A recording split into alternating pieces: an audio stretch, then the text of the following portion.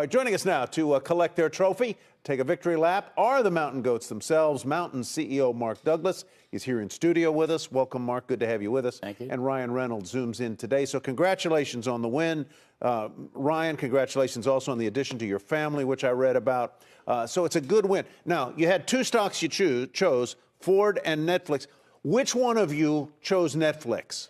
Who gets the credit here? Well, Ryan called it out for sure. Yeah, Netflix. I'll take my digital victory lap here on Netflix. That was mine. Big believer in it. Can I use this word? It was a ballsy call at the time. I very much appreciate that. Thank you. I think there was some wisdom to it. It was probably overvalued at its peak, and but I do think it was way undervalued when we picked it last year. I mean, Netflix literally created the category, and it has power that I think very, very few other brands have. I mean, it is a gateway to storytelling, and I think that the brand is creating real affinity out there.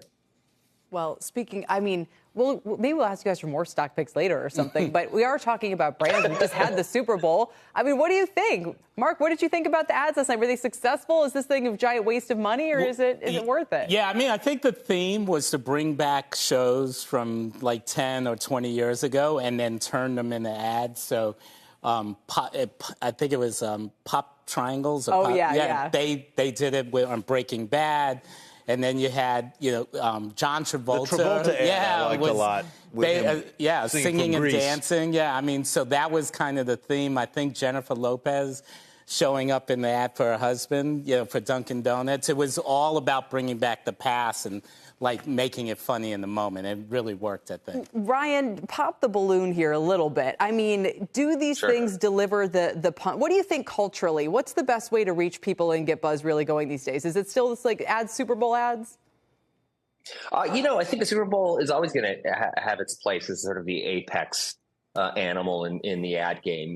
It's exciting. I get as excited for the ads as I do the actual game. I think sometimes brands sort of, they can make a big impact, but sometimes they fail to sort of create a groundswell about the actual brand itself. Like a lot of times you'll look at an ad and go, oh, I like the Jason Momoa ad. Right. And then at the same time, you'll think, okay, what was that for though? So I think it's always a tricky balancing act, but I do think that just in the long run, 364 other days during the year, I think you want to be moving at a little bit more of an impressive speed culturally. I think, these days we just move through the ads should be disposable, really. I mean, it's brands that need to last.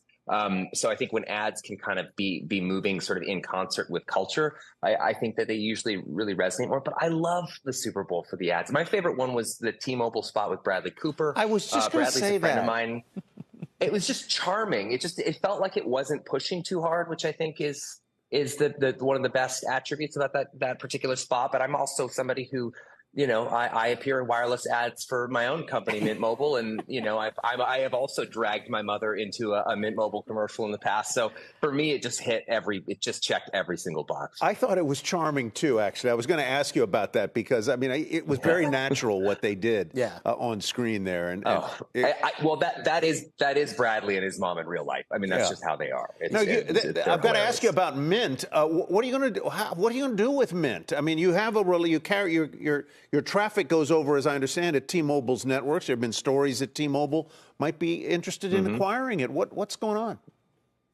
We have just our nose to the grindstone day in and day out. I mean, Mint has experienced explosive growth for the last few years and continues to do that. And I think, as somebody who's out there, working day in and day out on the product, it's really carved out a space, not just in the zeitgeist, but I think people are really understanding that you don't need to spend $100 a month on your bloody wireless bill, that you can actually get the exact same thing for a fraction of the price. And I think that's what's helped Mint move the way it's moved.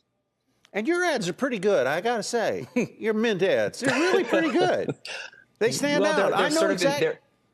We embed our sort of ethos at the company in our ads too. We're not going to spend very much on our ads, and we're going to pass that savings on to the customers. So it shows. But we have a lot of fun with it. Yeah, Ryan, I think he combs his... Bradley looked like he rolled out of bed for that ad. Yes, he Ryan did. combs his hair and preps. So, Mark, I do. The question, Mark, is can we get Ryan and you to make an appearance? April 20, what is it, the stock draft this year? April 27th. Guys, we Ryan, hope you'll defend your victory. I know you're not very busy, but make sure, okay? This is not going to be a one and done. We have to know if you really have it. Anyone can have a good year. Everyone in our audience watching has had a good year. Yeah. Mark, can you put together 2 in a row? I think we can. A two-peat. Actually, I would probably repeat with the same stocks, not really? to tell the competition. I think they still have a lot of life in them. Very good. I like to say pick products, I would double down stocks. on Netflix.